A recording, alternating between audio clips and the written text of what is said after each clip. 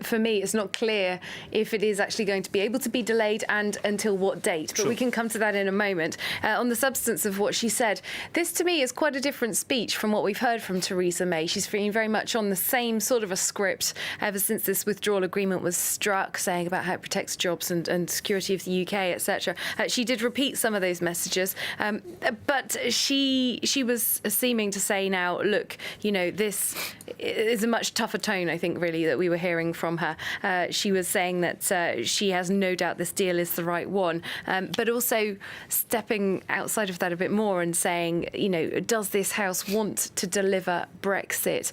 Do these members of Parliament who would be voting on the deal actually want to honour the result of that referendum in 2016, which, as we know, was tight, but ended up 52% in favour of leaving the EU? That seemed to be sort of somewhat laying down the gauntlet to the House of Commons. The vote that was due to happen tomorrow, 7:30 p.m. UK time, it did look like Theresa May was going to lose that by around about 200 MPs, an absolutely massive defeat for her. So she was on course for that, but she's sort of been giving some fighting talk here, saying, look, a lot of you aren't happy about the provisions for a backstop to avoid a hard border on the island of Ireland, the provisions that are in the deal, but this backstop is an inescapable fact, and that seemed to be, to me, talking directly to the DUP, the Northern Irish Unionist Party that's had a deal with Theresa May's Conservatives and had been supporting her up until this deal actually came out.